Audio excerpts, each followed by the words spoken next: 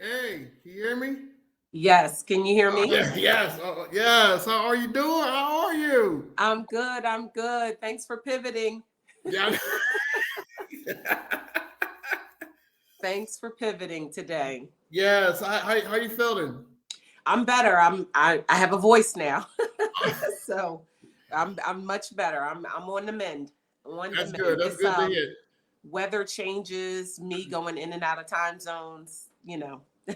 Sometimes your body is like, sit down, Yeah, so sometimes you take a rest day, just to yes, exactly. unwind, just not do nothing, just to recuperate, replenish, Yeah, rejuvenate, and all that stuff like that. So exactly. Yeah. yes, so it's been a while since I saw you. It's been a long time. I Yes, yes. saw each other before, but it's just like pass and go. But Passing. you Yep. did help. You did help out my program that the charter school a couple years ago. So when I Right. wasn't Yep. there, so yeah. But I see you doing extraordinary things. Let's get right to it. So who is Latifah Fields? Well, oh, okay. Like you said, right to it.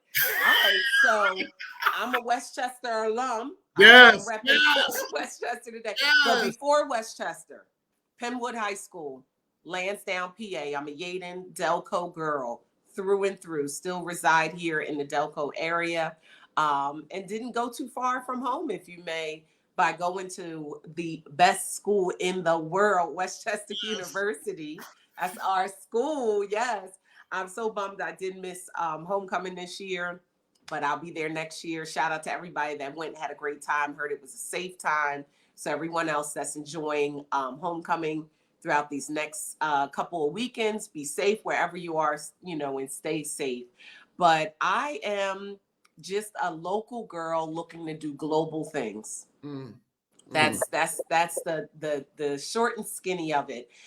For those of you that don't know, I am a flight attendant in the friendly skies and not so friendly skies sometimes. As we know through this pandemic, it has been quite different. But I still have faith that we will get back to the better times we had pre-COVID, or BC, as I like to say, before COVID. About me, I just love helping others help themselves. I love anything Black women and girls, Mm, unapologetically. mm. No shade, no side eye to the boys and the men, but if Black women are involved in it, it will get done.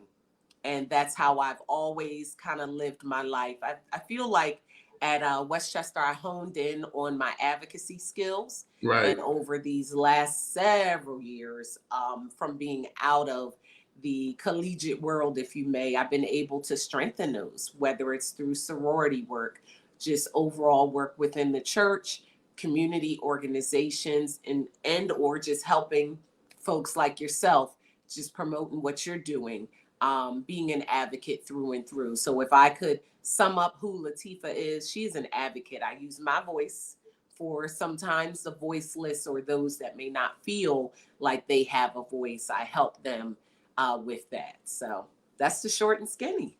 Yeah. So, next question. I know you say we'll go back to Westchester and go back why you went there and that. But who was Latifah growing up? Oh, Latifah was a tomboy. I love all things sports. I tuned in clearly earlier to you talking about this is a Philly winning weekend. This is Yes. what I am Yes. coining it. The Flyers, the Phillies, the Eagles. This it's a Philly winning weekend. I will be changing out of my Westchester gear and throwing on some Flyers, then some Phillies, and then of course the Eagles for tomorrow. I am ready. I am a tomboy through and through. Like I said, love all things sports. I'm involved in a football fantasy league this year with some Really? other amazing Black women. And while we may not be knowing exactly what we're doing, we are in it. Our chat is always popping off. We're talking smack. But I love anything and everything sports. I love playing them still to this day. I play a little bit of basketball. I coached basketball for a while as well. And I mean, any sports, soccer, just getting into golfing a little bit. So I'm excited about that. But I love sports. I think there is no I in team. And I think when you are part of some organized sports, it really well rounds you as a person. So since the age of 5, I've been involved in sports. Basketball is my first love and will always be. And I think it was a way to stay connected.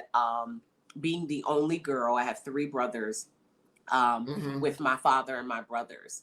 And so instead of being on the sidelines with mom, I was out there. And so really enjoy sports. I love anything food. Uh, my career allows me to go around the world and try a lot of different things. Maybe not so much like the Anthony Bourdain has done in trying those exotic foods, but really trying to, expose my palate to a bit more things. What else? I love reading. I love listening to music, enjoying live music. Mm. Friends that know me and people that maybe are not friends and maybe just follow me, they will see that I will post every now and again about just taking in some live music sounds no matter where I'm at. It could just be street performers that I stumble upon or going into somewhere more organized. There's some great things happening not only in the city of Philadelphia, but the outskirts, but just in our nation. This is the festival time. And so that's what I love. That's what draws me out and about. And I think with my career, it really helps captivate that love of music. What else can I say? Yeah, just volunteering. A lot of times people say, well, how do you manage your time?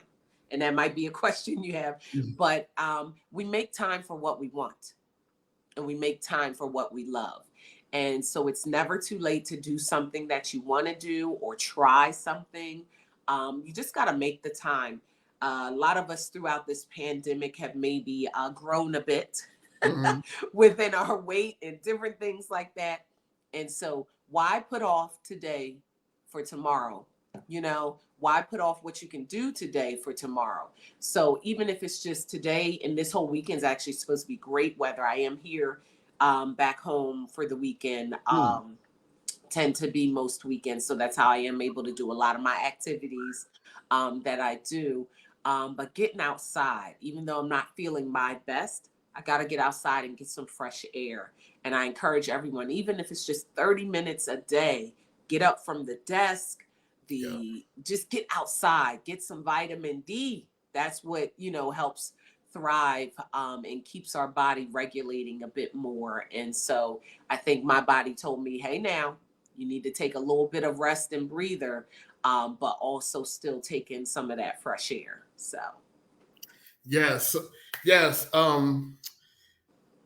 Like I said, go outside is like beautiful weather. That's what I do every day. Where I try to go outside where it's convenient, where it's nice outside, just to see this mayor, things like that. So I first met you over 20 years ago at Western University. So I think I'll get to it later, but I want to talk about it. I think your class, I think you graduated oh three, right? Oh three. no, 2002. Oh, dang. That's right. I know. 2002. What up, y'all? Yeah, but I think your class and think the class before I came in really set the tone for Westchester will be today. A lot of people that went in my time and your time are extraordinary people. Like they are leaders, they are game changers, they are be on the news, they are said trails, and like I see someone they like, wow, that's why I call the school champions because there are a lot of people that I went to school with. Westchester doing great things. Like they're not just they make an imprint on this world by nonprofits, being leaders, lead advocacy, just so many things. So my question to you was, what made you go to WCU? I'd say, I want to say it was 10th or 11th grade that I had a chance to come up for basketball game. It might even been homecoming prior to. My older brother was dating a young lady that went to Westchester, and she invited me up. to just come for a tour, just come for a weekend, different things like that. And I fell in love with the campus. I am a fall baby. My birthday is coming up this Wednesday, October 19th. Libra. So I know I got, accepting all gifts. No, I love all things fall. So I love sweater weather. I love the changing of the seasons. Where we live, the Northeast, and where we reside, we get to have every season. Now, we may not always like every season, but snow will be coming soon. So let's prepare ourselves. Don't go get your ice and shovels when it snows. Get it now, folks. But I think coming up to those activities and being able to see the campus and then interact with some students there. So there was Greek life, there was non-Greek life, there were sports. A lot of folks that know me know that I played basketball in high school. We went to high-level championship games. We won. And so I was not necessarily recruited. So trying to walk on the team, just being exposed to that. Shout out to Coach Deidre Kane, who I still have great contact with. And just thank you for the opportunity at my time at Westchester. Shout out to the girls basketball team. Y'all are doing phenomenal things, talking about some legends and some leaders that are doing great things. The women are continuing that legacy.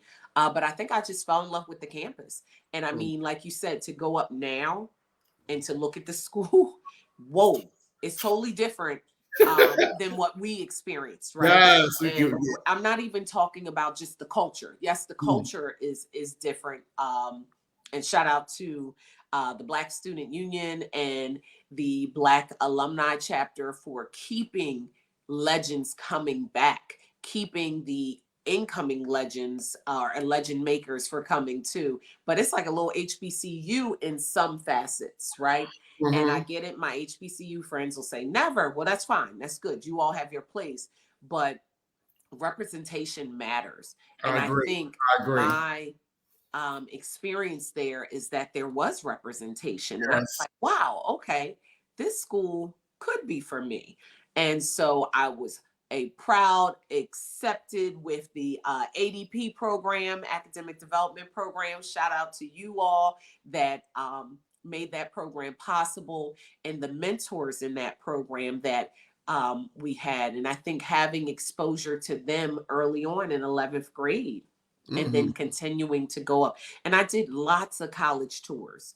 Don't get me wrong. I wasn't a one and done type of person. I went to PWIs, all girl institutions, checking those out as well, checking out HBCUs, but ultimately zoned in on the Westchester University of Pennsylvania. Yes. Yes. So, I think my story was similar to yours. I went to Westchester right after my sophomore year of high school. Basically, I got set this program called Fidel Partial Program. And I went there. There was like basically your grades. You go to Westchester for 2 weeks, and basically what they did was they took all the kids for high schools and basically they split them up. So you had 4 people for high school. 2 would go one session, others would go another session. So they went they wanted to meet new different people. So I went there the first session, and it was June 1988, and I remember Sunday was on strike. So I know what to do. Boy. So right in my sophomore year of high school, all the final, I had no finals or nothing. It was something we on strike. So I went there, loved the campus, met some really awesome people there. Then when it was time to decide to go to college, I picked Westchester because it was a good fit because it's close to my mom. I'm the only child, and my mom was taking the bus. It was right there. She was like one bus away. It's right there. So. And plus, even if I got some, I did get some to HBCU, but I didn't go because of the proximity. But I felt Westchester was kind of like a mini HBCU at the time. It was because we had representation. Y'all represented it. I got involved with Black Student Union there early because y'all presence, y'all had energy. Y'all was different. It wasn't like y'all had leadership. Bria, you had Yvette, Stacy. Renee, D. You know, y'all Yeah. had y'all had. Yep. I feel Shout it out was to my girls. yeah, Yes, we it was shouted all out my women. I girls. feel it was That's all women. right. The other one was Jamar Yep. Daniels. Jamar It was Daniels, all Jacob women. Gray. I think Yes. y'all were the first ones that had was like all female board. I think I'm not. I mean, not sure, but y'all represented and y'all put up a number of expressions, a number of so many things. And it's like y'all represented Black women that time like very well. Like it wasn't like gossiping. It was like going back and forth. Y'all had it was structure, and I loved that at the time. And y'all really did it. And so what made you get involved with Black Student Union? You know, I want to say so for those that are not familiar, we can, take them Yeah, back. So yeah, Black Student Union was a governing board. yes. We were kind of like the Student Government Association, but for Black students. So, just to give a few folks that may not be familiar with that. And so, I want to say, just like they probably still do now, they have that first meeting in the fall. Mhm. And I went to the first meeting in the fall, and the leaders at that time were talking about this is what we're looking to do, this is what we did do, and we need some working hands. And I was like, well, I'm good with talking with people. So let me join promotions. And shout out to folks that remember me running around campus with flyers and saying, "Hey, I'm Latifah. I'm part of the Black Student Union. Are you coming to this? Are you coming to that?" And then for some of those, they gave me side eyes in the elevator. You know who you are. No, I'm just kidding. But she's gonna kill me for saying that. But yeah. And I think I said, "Wow." Well, I was involved in student government in high school, and so it was just the easy transition to kind of move on over. But the difference here and the difference at Westchester is that yes, we were a PWI, predominantly white institution, and I felt like I could maybe do more or have more of an impact by representing my culture more so. And so um and then really learning about the Black Student Union, kind of history, right? So it's starting in 1969, right? It's starting as a result of Black students not having a voice, Black students who then graduated at that time and brought in the Black Caucus, as it was called then. It's now Black Alumni Chapter, but it was the Black Caucus. And so talking with the Skip Hudsons, Mhm. talking with the Kendrick Mickens, Yes. um, the Diane DeVester, like Mhm. talking with Jackie Hodes, talking with all those amazing kind of like mentors at Westchester, and seeing like, well, wow, I guess my little old voice can help. And so I think it was even a Meet the Greeks night where they hosted with the Greeks at Westchester, and just seeing like what you put into the experience is what you're going to get out. And a lot of people who still reside in the Philadelphia area, we know Philly is tough. This is a tough area. You really are thankful that you make it back home each night, right? Amen. But that Amen. should not stop you from wanting to experience all that is available. So, as you said, when we take a look at the university now, a lot of what is available now, we didn't necessarily have, but that didn't stop us from trying to push for it to be there for those coming after us. And so it was just, I think, the call to action really resonated with me. I forget who the president was at that time, and it's a shame. I should remember who the president was at that time. But they stood up and they said, listen, we need you. And I Mhm. felt like that you was really talking to me. And I said, well, yeah, I'm here for my studies, but I still have to do extracurricular. And so that's how I was able to get involved.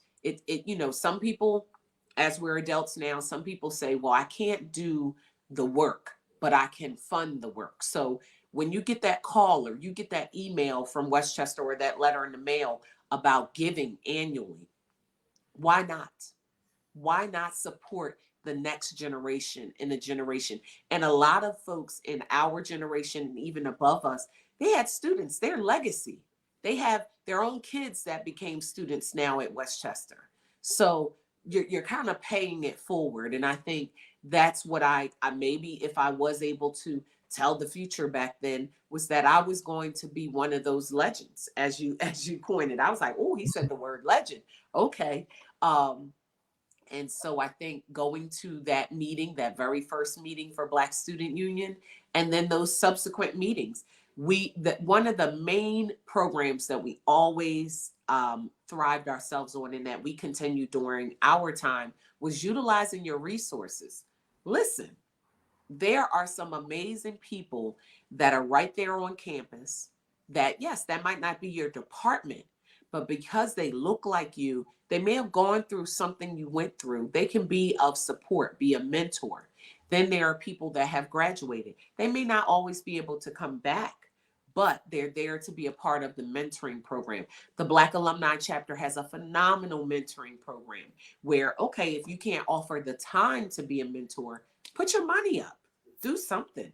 The annual Kente Stole celebration for our graduates is so big now that it's almost like it's its own graduation. Right. But there are still some students that maybe don't see the value in participating in something like that. I'm hearing some students don't even want to go to graduation. And I'm like, wait a minute. We're not too far removed as a Black people from people not being able to graduate. So graduation is big time and should be big time and should be something that we support and, want to congratulate our folks with. Last I knew, a bachelor still meant something. So yes, continuing education is important as well.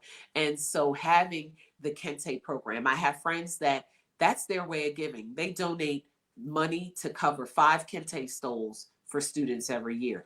It's so many other fees and different things when you're preparing for graduation that maybe that could be a reason why some don't participate in Kente, because, I'm not going to spend that extra money. I'm already doing regular, graduation. But no, that is our coming of age ceremony. That is our celebration.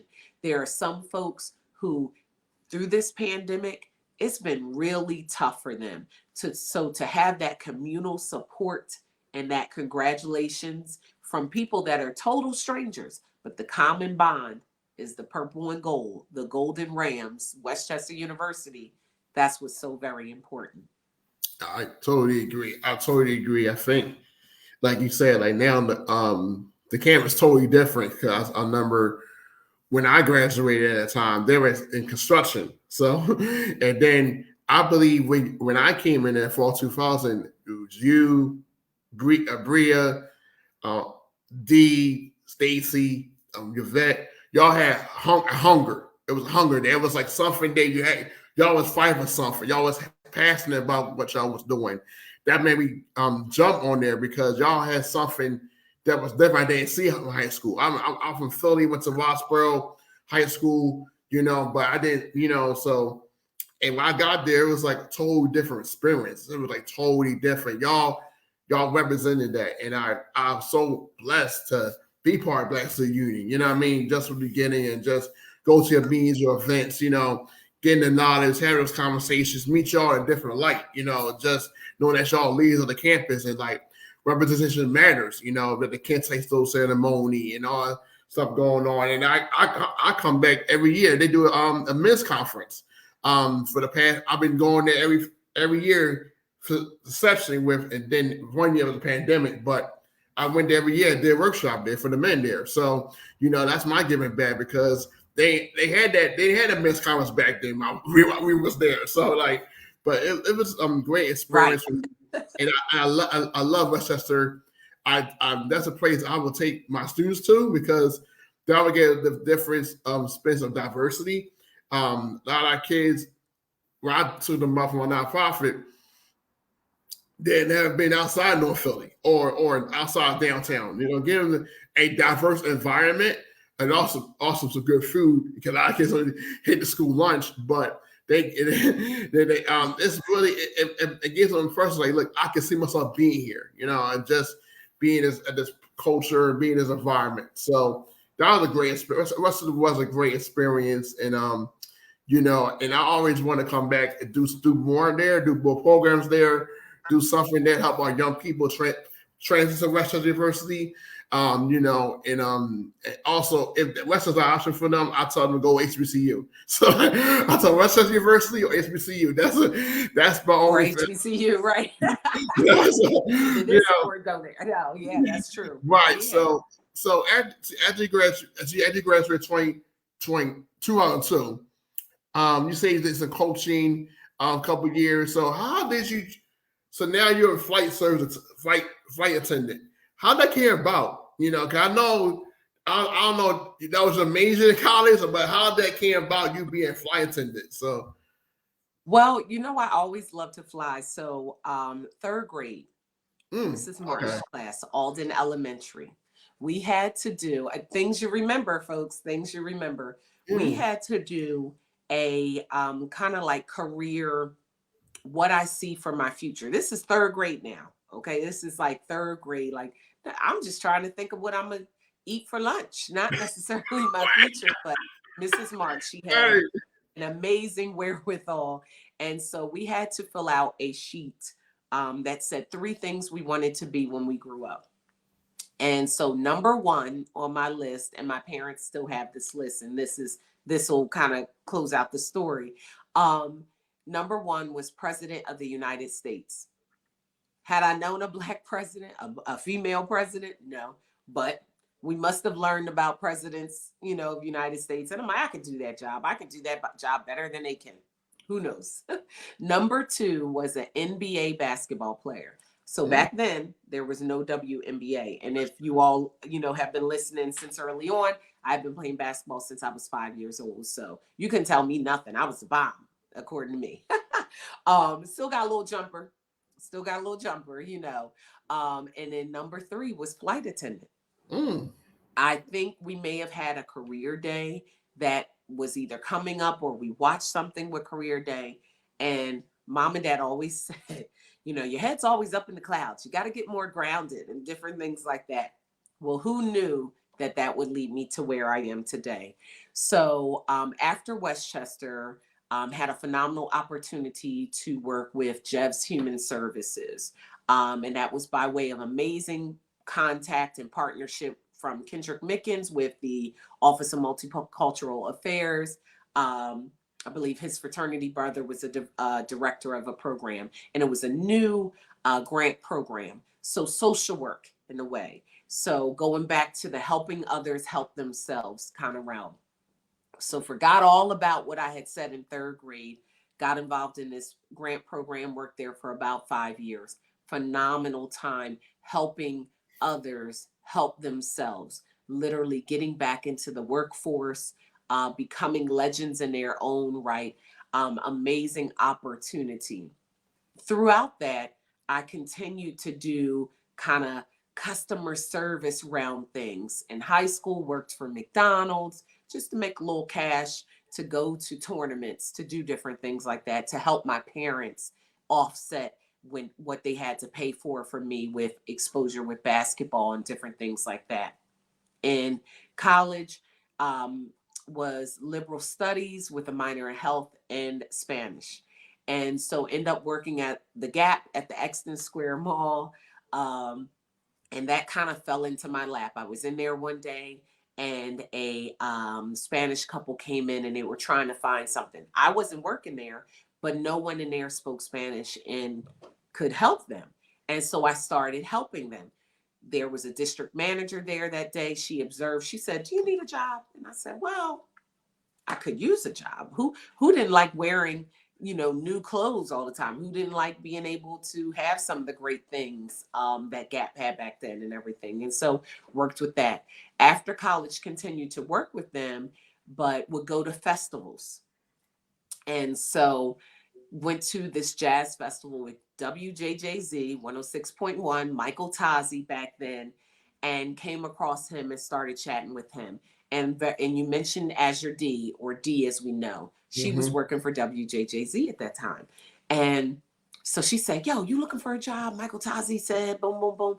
And I was like, well, I could use a little part-time thing. So for those of you that recall back then, you could spot the vehicle, the station vehicle, and you would have to hurry up and call in. And then you would get a prize pack and different things like that. Well, I was that promotions girl. So not only was I at the jazz festivals, but I would drive the station vehicle around. You spot me, you get a CD, different things like that. So shout out to those that loved WJJZ. And as I used to be able to say, you're listening to WJJZ. But that was the voice. So had that opportunity. And so always throughout was traveling.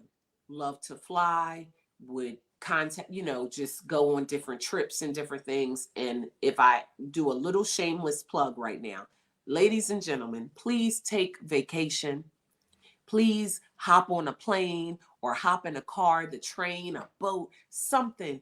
Take your vacation, get away, experience new things. All right, end of plug. But I feel like a lot of folks don't do that. They're working, and you don't take the time. Take the time to get away and do some things. Um, and so WJJZ, as we knew it then, no longer existed. They were going out of business. Apparently, the market in Philadelphia did not call for a jazz station. I still don't believe that to this day, but it is what it is. And so started working with Mercy Health System and doing corporate marketing and communications. Shout out to Mercy Philadelphia Hospital, Fitzgerald Mercy Hospital in Darby. And so did a lot of promotions and marketing with them. They were doing a lot of changes, which then led to a layoff. And I was on a flight and was just like kind of looking out the window, was like, wow, okay, where's my future going to take me now? And I started to look at what I've done, what I am doing, and what do I want to do? I love traveling. I love meeting new people. I love experiencing new things. How can I get paid and do that? And boom, flight attendant. It came back to my mind. My mom and dad reminded me of that little sheet from third grade. And so we looked back at that and we saw president and we are like, okay, nope. We saw NBA basketball player. We're like, okay, nope. And we saw flight attendant, circled that. And then so I just asked the flight attendant on that flight that day, who I am still in connection with today. We actually have had the pleasure to work together because we work for the same airline now. And she said, you can do this job. You have what it takes. You've done all these other things. You can do it. And so 10 years ago, well, really 11 and a half years ago, because I started with a small carrier back then.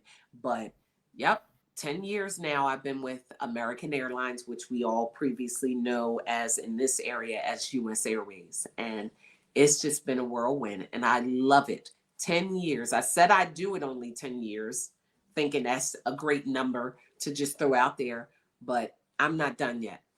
And there is so much opportunity for upward mobility. A lot of flight attendants move into even becoming pilots. Shout out to a lot of those flight attendants that have done that. I don't know about becoming a pilot, but getting my pilot license, yeah, that's something I'm definitely going to be shooting for. But there are other opportunities within the aviation industry that I think a lot of folks don't know about. And I think that's where my calling is now, to help expose that and to show little boys and little girls that are from my culture that they can do something like this and have that experience as well. Wow, that's a incredible story. It reminds me of the vision of the Bible. And Handbook says, write the vision, make it plain. So when you wrote it down in third grade and came and manifest to you what your purpose is. So what is, like you say you're off on weekends. So what is a typical day like for you as a flight attendant? Oh Lord, a typical day. Like, it's not a typical day. No. Like, I know your air. Like, how you? I know. So, breaks and stuff. Like, how you do that? Like, so the thing is, when you first start in this industry, you are considered a reserve flight attendant. You are on call. okay. You have certain days on that you're on call, and then certain days you're off. Now, our work month or work week doesn't go like a normal person per se. You are not a 9 to 5. You are not normally weekends off, holidays off. You have, there's so much flexibility. but you are on call. So actually last month I was considered on call. We have to rotate every so often to do that. And so still have my 14 days off a month, hands down, whether you're on call or a block holder, if you may, meaning that you have a set schedule. But you know that these certain days, whether it's one day to 6 days in a row, you are on call. Now, your on call is not for 24 hours. It is for a certain time period. So it could be 6 hours or it could be 12 hours. So a lot of times I do like a 2 a.m. to 2 p.m. on call status. My Mm. friends think it's the craziest thing. They're like, why would you want to be called at 2 a.m.? Well, sometimes I'm never called up until 6 a.m. So don't even think about that 2 a.m. time frame. Um, but sometimes you know the night before that you'll be called. We have a lot of great systems that we can take a look at and see where we are on the list, and everything. And the beauty sometimes of being on call is that you just never know where you're going to go. So Mm. as I said, my body last month wasn't so used to the on-call status. So I think it's punishing me this month. But one time I'm in Vegas, Phoenix, another time I'm in London, another time Paris, Rome. Like it really varies. And so you just have to be ready. So the saying goes, right? Stay ready so you don't have to get ready. So Mm-hmm. most of us always have our bag packed or semi packed. I'm very particular about what I pack. I try to be very ready for anything and everything.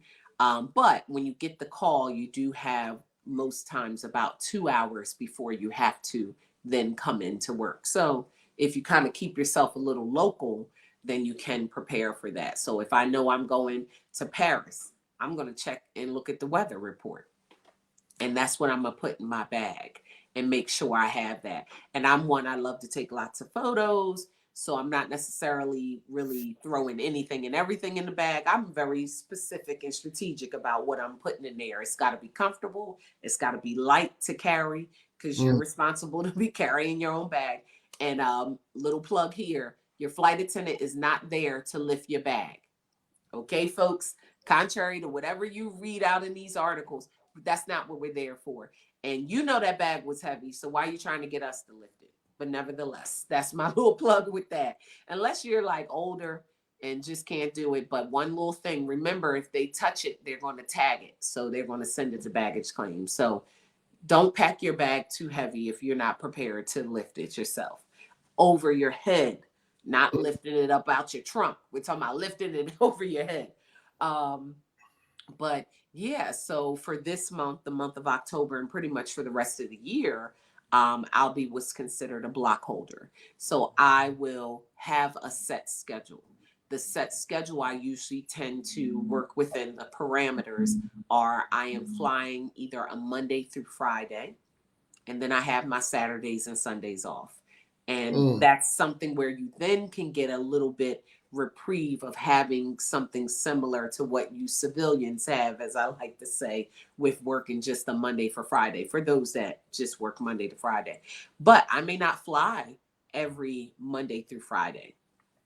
This week it was only Tuesday to Friday for Wednesday to Friday for me. And so we don't do a 40-hour work week. It may not, we don't roll in that kind of way. Ours is based on monthly. And so for me, I tend to fly about 80 hours a month, Mm. maybe up to 90. And I keep my 14 days off a month, which are primarily the weekends, a few weekdays here and there. Um, and I tend to do a departure that is normally something like 8 a.m. and then I'm done by 2 p.m. Mm. So I'll be in my hotel by 3 p.m., um, able to go to the gym, take in sights and sounds, different things like that, and still have dinner like a civilized person, not standing and running in between call bells, and just get some good rest. It's very important to have good rest, to eat well. Exercise is optional, but my brother would kill me if I didn't zone in on that you really do need to exercise. And for us, all the hotels have fitness centers, so it's very easy to, go and get some good exercise. But like I alluded to earlier, just getting outside, that's the best Mm. place to get it. Wow, wonderful. So, can you tell us a place you went to that you were surprised, like how beautiful it was, like to surprise you in a good way that made you have misconceptions of before you went there, but you left surprised, like, wow, this is a beautiful place. Oh, I'd say Tel Aviv, Israel. Mm, And a lot of people always ask about what's one of your favorite locations to travel to. It would be that. I'd say I've been there 7 times mm, for work, not for personal time, but work is you do get to enjoy. So when we're there, you get to stay over 24 hours. So it's really you do get to have some experiences. I want to say leading up to that, that was one of the locations where there was a lot of civil unrest. There were bombings. There were folks literally speaking up for their rights. And that's what, you had to be mindful of, that that is a different culture, and what may be going over there, yeah, it may not be happening here, but it has some effect on us all globally. So I did not know what to expect. Yes, I read about it.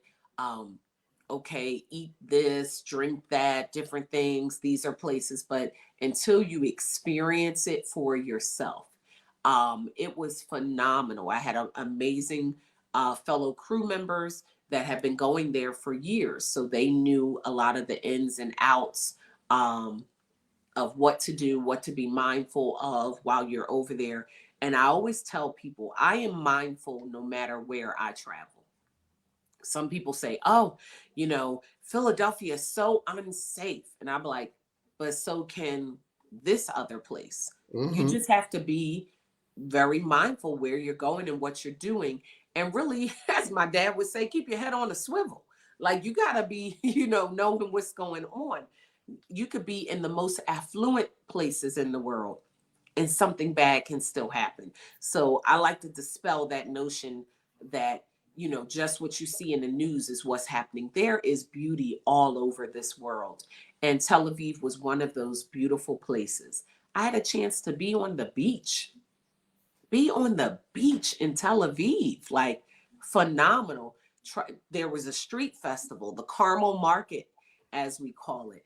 Think of Ninth Street meets just the biggest festival you could think to go to, spices and and clothing and jewelry and music and food and just artwork and all. Just think of something just on a grand scale. And so having read about it, but then to really experience it, to go to the Jaffa, oh my goodness. Mm. One thing that I wasn't sure about was, would I need to be covered up as a woman while I was there? And yes, I did need to be. So because I read about it and prepared myself properly, I had what I needed in my bag to cover my head and different things.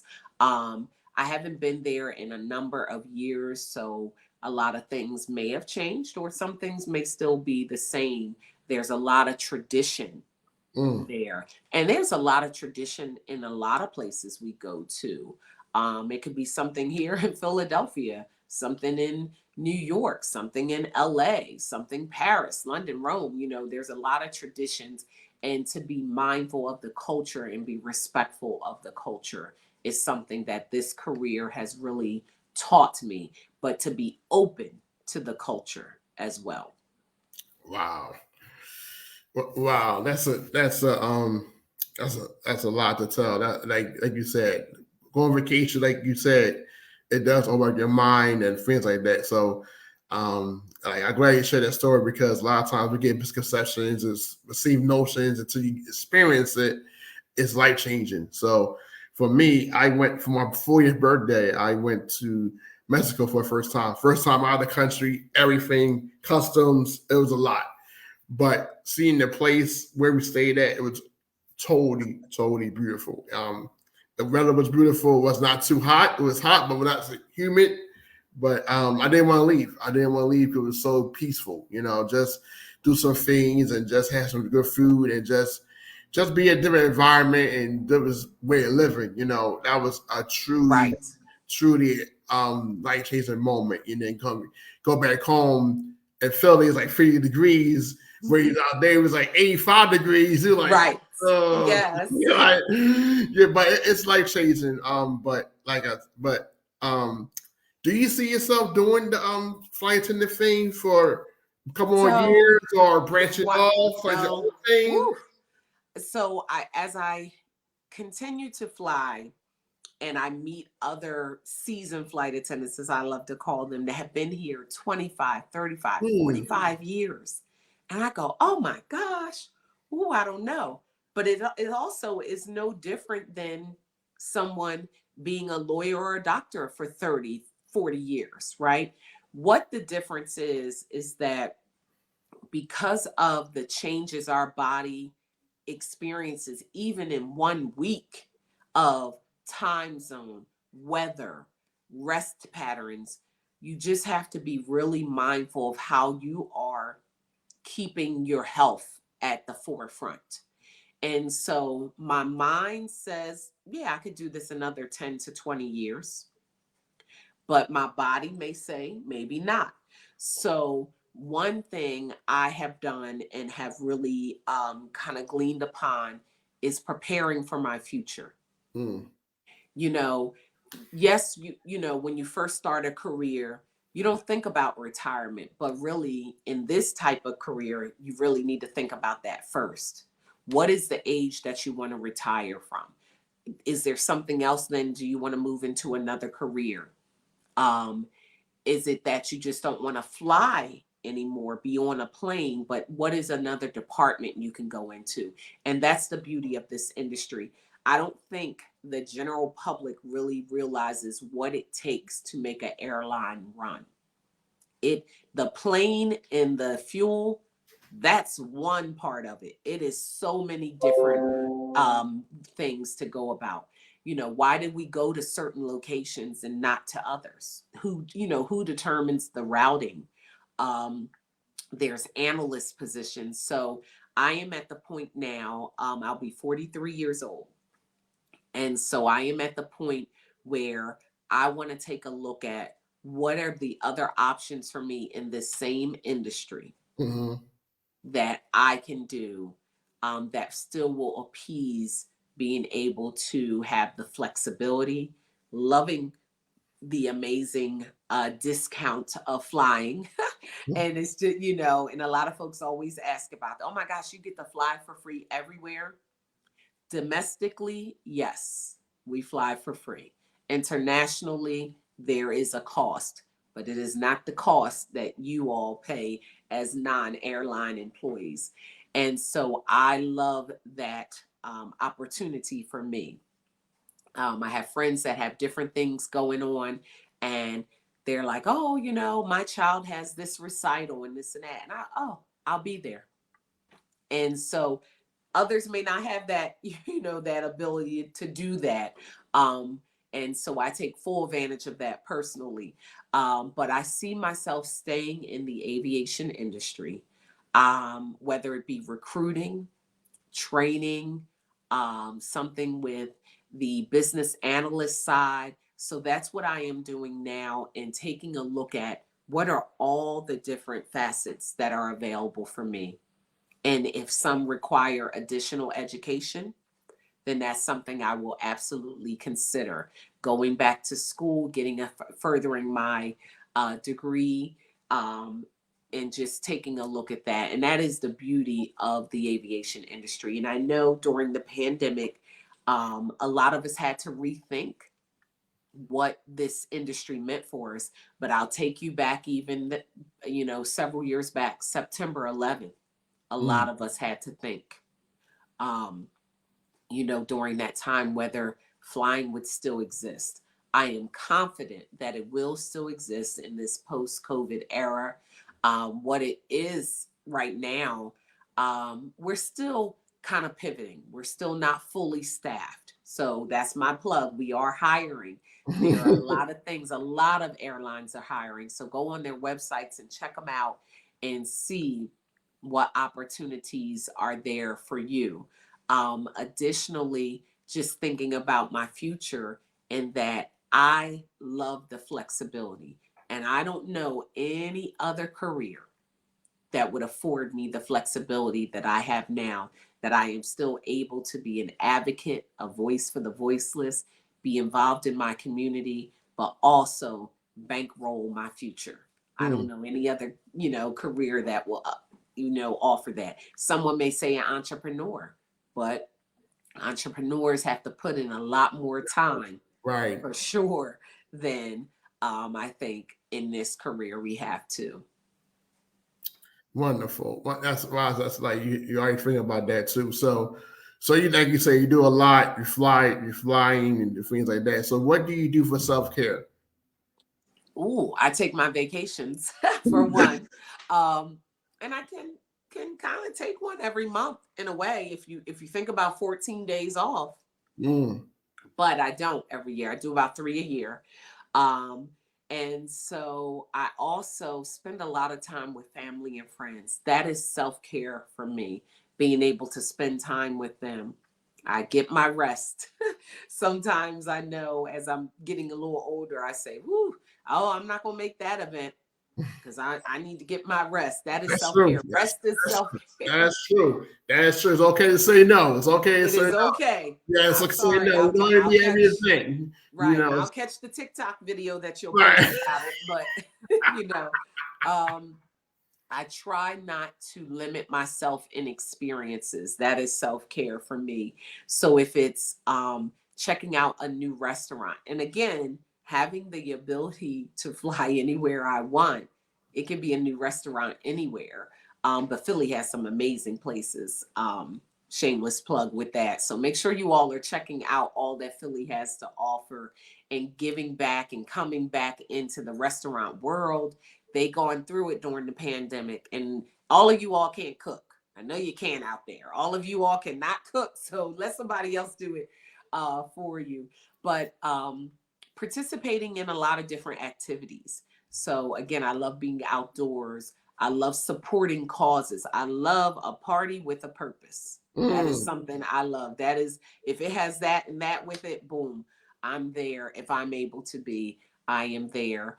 Um, so sometimes just helping others, it all boils down to going back to helping others. So I've been getting a lot of pings as we've been here about folks that are, tuning in and watching, that think that maybe their niece, their nephew, them themselves are interested in this career path. So doing things like that, talking with people offline to kind of encourage them and think about if this industry is for them, and exposing and utilizing my time and energy to help others get to where they need to be. A bit of life coaching, if it may. A friend of that said that to me recently, like, yo, you're kind of like a life coach. And I said, what? Okay. Never thought of it that way, but just helping others get to where they need to be is a bit of self-care for me. Taking the time to experience new things. There is so much in this world that that we have to offer and that are afforded to many of us. You don't have to have a lot of money.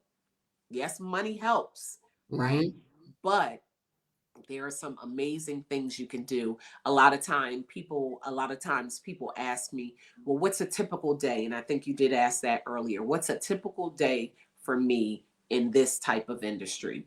Well, if I'm starting at home, I'm getting up, I tend to pack a lot of my meals myself for breakfast and lunch. The dinner, I like to go and experience something.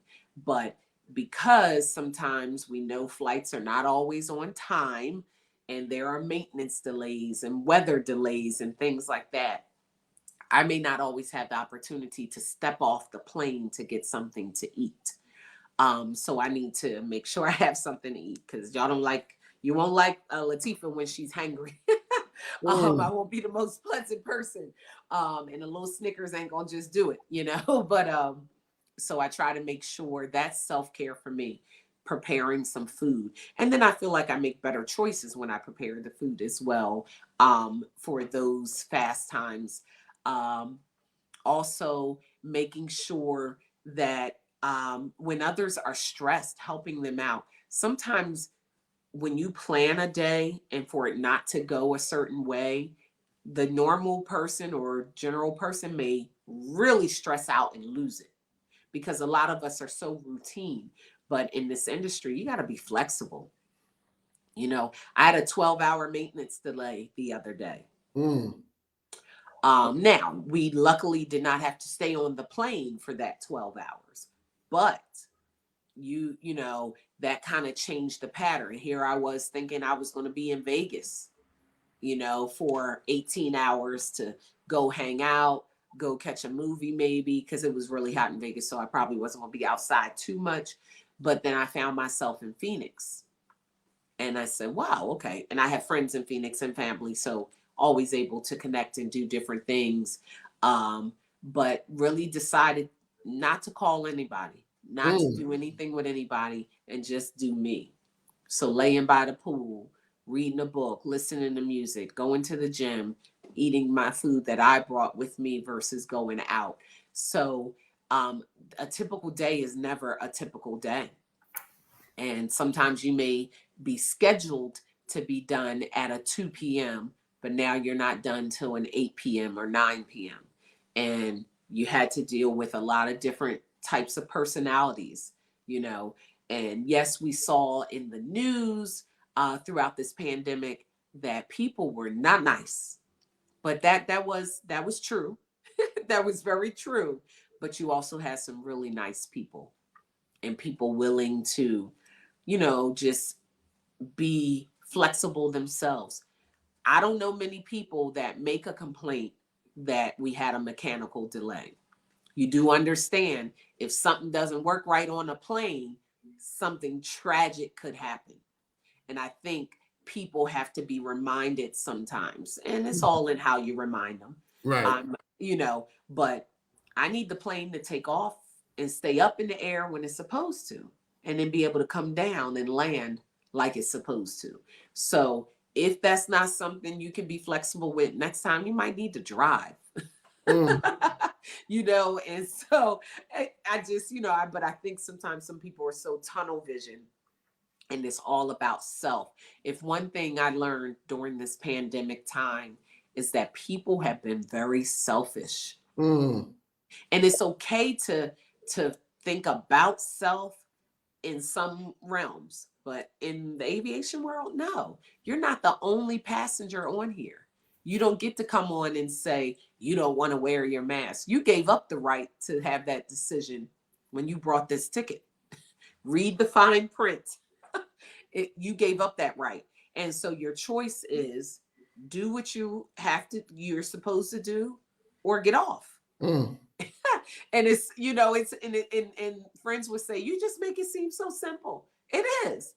Do what the rule is, follow the rule, or get off and find your own way there.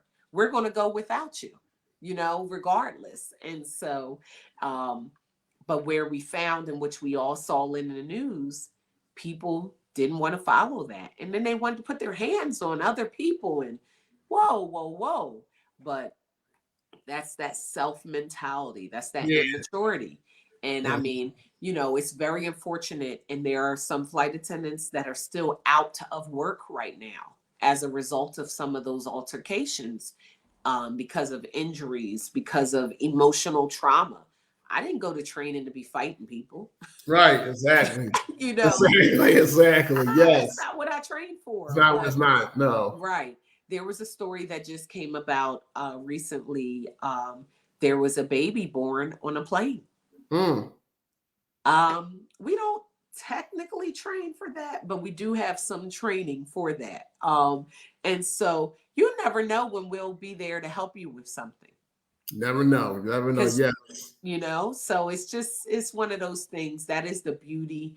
I am a big believer that you put out what you want back, Yes. and you're not always going to get it. Best believe I can be the nicest, and not always get nice things kind of in return. But at least I know the energy I gave.